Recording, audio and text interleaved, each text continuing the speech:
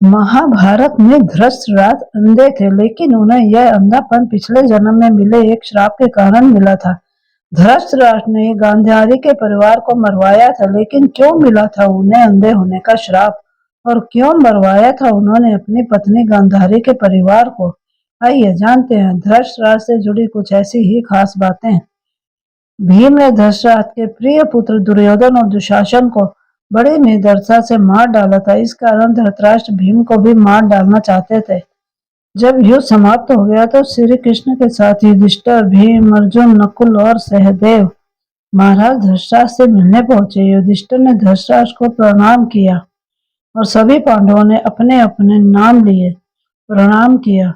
श्री कृष्ण महाराज के मन की बात पहले से ही समझ गए थे कि वे भीम का नाश करना चाहते हैं। धृतराष्ट्र ने भीम को गले लगाने की इच्छा जताई तो श्री कृष्ण ने तुरंत ही भीम के स्थान पर भीम की लोहे की मूर्ति आगे बढ़ा दी।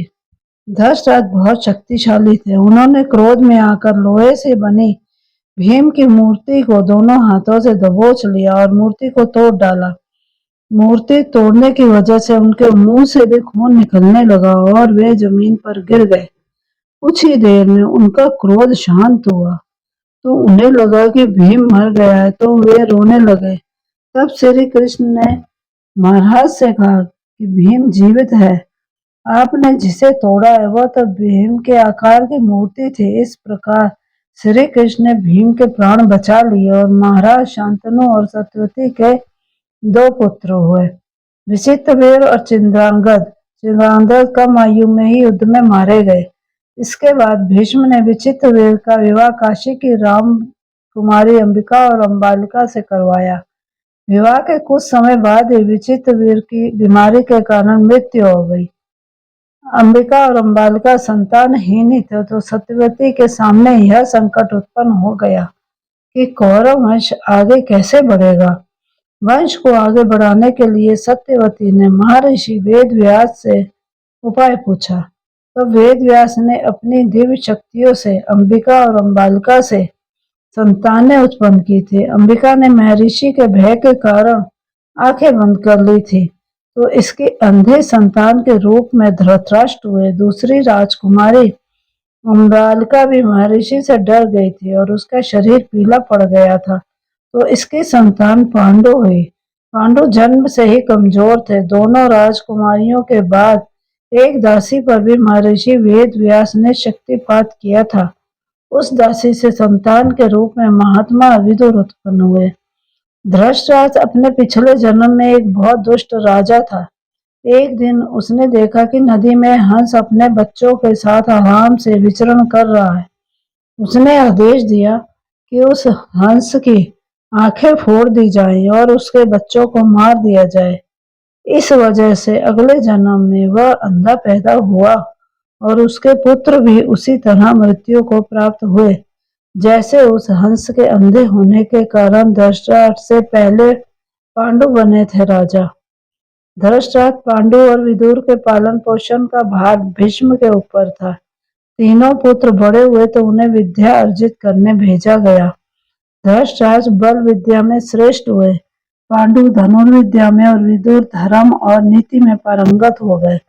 तीनों पुत्र युवा हुए तो बड़े पुत्र धृतराष्ट्र को नहीं बल्कि पांडु को राजा बनाया गया, क्योंकि धृतराष्ट्र अंधे थे और विदुर दासी पुत्र थे। पांडु की मृत्यु के बाद धृतराष्ट्र को राजा बनाया गया।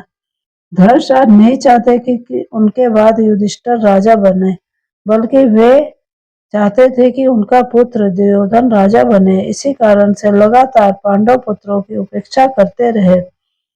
भीष्म ने धृतराष्ट्र का विवाह गांधार की राजकुमारी गांधारी से कराया था। विवाह से पूर्व गांधारी को यह मालूम नहीं था कि धृतराष्ट्र अंधे हैं। जब गांधारी को ये बात मालूम हुई तो उसने भी अपने आंखों पर पट्टी बांध ली। अब पति और पत्नी दोनों अंधे के समान हो गए थे। धृतराष्ट्र और गांधार के 100 पुत्र और 1 पुत्री थी। दुर्योधन सबसे बड़ा और सबसे प्रिय पुत्र था। दुर्योधन के प्रति धृतराष्ट्र को अत्यधिक मोह था। इसी मोह के कारण दुर्योधन के गलत कार्यों पर भी वे मौन रहे। दुर्योधन की गलत इच्छाओं को पूरा करने के लिए भी वे हमेशा तैयार रहते थे। यही मोह पूरे वंश के नाश का कारण बना। धृतराष्ट्र का विवाह गांधार देश की गांधारी के साथ हुआ था।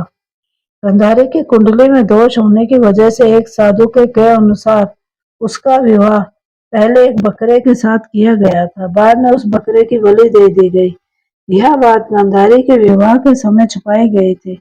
जब धृतराष्ट्र को इस बात का पता चला तो उसने गांधार, नरेश, सुबाला और उसके 100 पुत्रों को कारावास में डाल दिया और काफी यातनाएं दी। एक एक करके सुबाला के सभी पुत्र मरने लगे। उन्हें खाने के लिए सिर्फ मुट्ठी भर चावल दिए जाते थे। सुबाला ने अपने सबसे छोटे बेटे शकुनी को प्रतिशोध के लिए तैयार किया और सब लोग अपने हिस्से के चावल शकुनी को देते थे ताकि वह जीवित रहकर कौरवों का नाश कर सके। मृत्यु से पहले सुबाला ने धृतराष्ट्र से शकुनी को छोड़ने की विनती की तो धृतराष्ट्र ने मान ली। सुबाला ने शकुनी को अपने रीढ़ की हड्डी के पासे बनाने के लिए कहा, वही पासे कौरव वंश के नाश का कारण बने। शकुनी ने हस्तिनापुर में सबका विश्वास जीता और 100 कौरवों का अभिभावक बना। उसने न केवल दुर्योधन को युधिष्ठिर के खिलाफ भड़काया बल्कि महाभारत के युद्ध का आधार भी बनाया। और धृतराष्ट्र चले गए वन में। युद्ध के बाद धृतराष्ट्र और गांधारी पांडवों के साथ एक ही महल रहने लगे थे। भीम अक्सर धृतराष्ट्र से ऐसी बातें करते थे जो उनको पसंद नहीं थी। भीम के ऐसे व्यवहार से धृतराष्ट्र बहुत दुखी रहने लगे थे। वे धीरे धीरे 2 दिन या 4 दिन में एक बार भोजन करने लगे। इस प्रकार 15 वर्ष निकल गए। एक दिन धृतराष्ट्र के मन में वैराग्य का भाव जाग गया और वे गांधारी के साथ वन में चले गए।